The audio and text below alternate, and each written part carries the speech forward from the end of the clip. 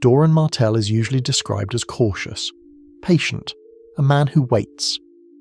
But sending Quentyn Martell across the narrow sea was not caution. It was a gamble built on an outdated plan, imperfect intelligence, and a serious misreading of Daenerys Targaryen's situation. The question is not whether Doran had a strategy. He did. The problem is whether that strategy still made sense by the time Quentyn reached Meereen. Hello everyone, and welcome to Storyteller's Codex. Here we delve deep into the rich lore of the Lord of the Rings, a song of ice and fire, and the vast worlds beyond. So sit back, relax, and enjoy. To understand the gamble, we have to go back to the sack of King's Landing. Elia Martell is murdered. Her children are killed. House Martell is humiliated publicly. In a feast for crows, when Doran reveals the secret pact to Arianne, he frames his entire policy as a response to that event. He says, "We have been at war since the day your Aunt Elia was murdered." That line matters. Doran does not see Robert's rebellion as over. He sees it as unfinished. He explains that Oberyn sought justice in his own way, but Doran sought something else: restoration. Not just revenge, but political reversal. Years earlier, he negotiated a marriage pact in Braavos between Arianne Martell and Viserys Targaryen. The goal was simple.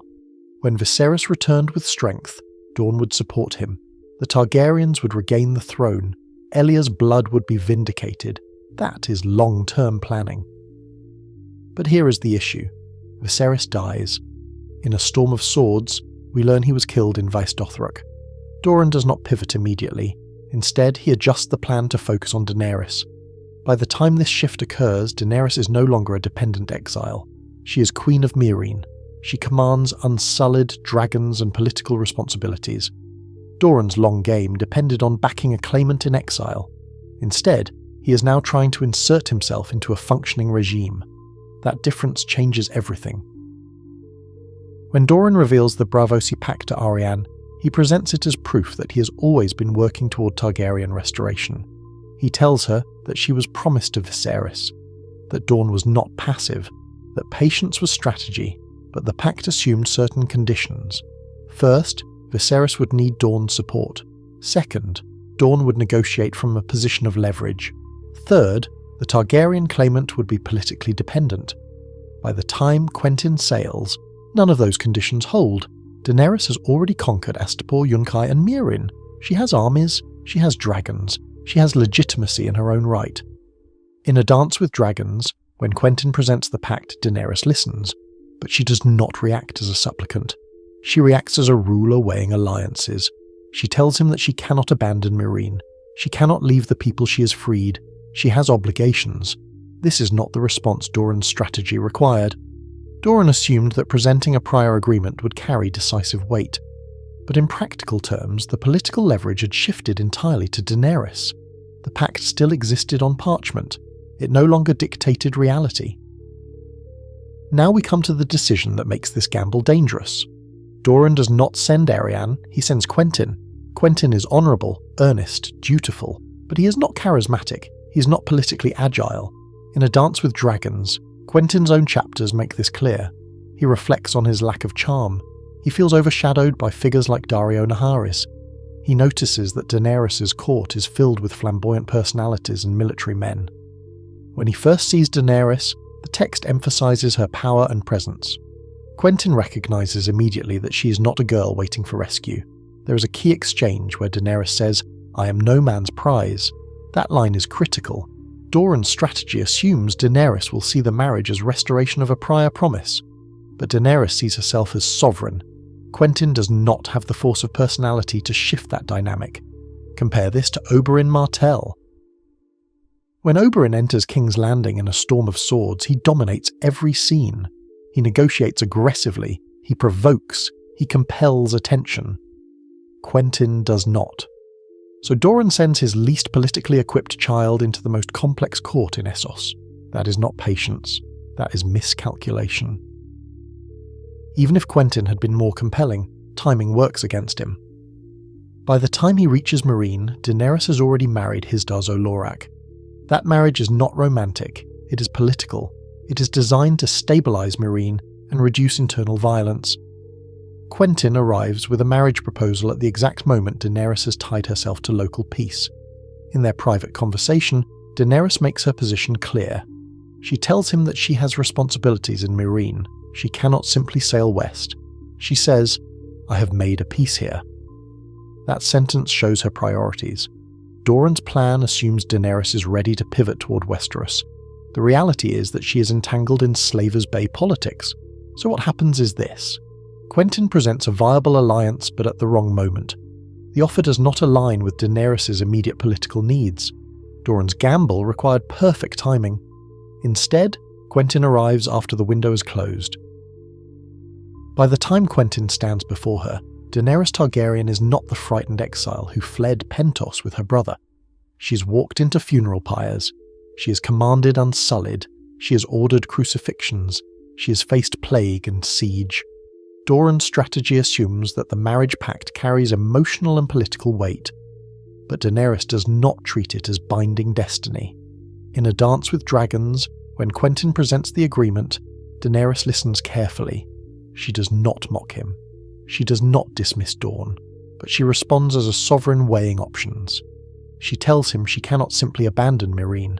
She reminds him that thousands of freedmen depend on her. At one point, she reflects internally that every time she thinks of Westeros, she sees Meereen's children as well. The problem is not that Doran misunderstood the pact. The problem is that he misunderstood Daenerys' transformation. He believed he was sending Quentyn to complete a plan years in the making. Instead, he sent him into a court where Daenerys' priorities had shifted from reclamation to governance. And here's the issue. Doran's entire plan depended on Daenerys needing Dorne. By this stage of the story, she does not. When diplomacy fails, Quentyn turns to something reckless. He convinces himself that if he can master one of Daenerys' dragons, he will prove himself worthy. He tells his companions that he has Targaryen blood through his distant ancestry. In the Dragon Pit, the narrative shifts in tone. The text emphasizes heat, noise, and terror. Quentyn smells sulfur. He feels the oppressive weight of the creature's presence. There is a line in his internal monologue that undercuts everything. He thinks, "Adventure stank." That line is not romantic. It is grim.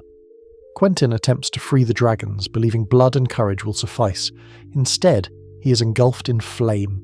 His final chapters are fragmented, confused, and painful. He is burned alive. This is not just a personal tragedy. It is strategic catastrophe. Doran did not intend for Quentyn to prove himself through heroics. He intended him to negotiate. But the pressure of failure and the belief that dragons could solve political rejection pushes Quentyn toward fatal risk. The gamble spirals. When word reaches Dorne, the political cost becomes clear. Quentyn was not an expendable envoy. He was Doran's heir. Arianne reacts with shock and anger.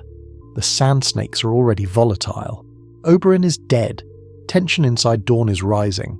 Doran's long-term strategy depended on controlled patience, on presenting himself as the architect of eventual restoration.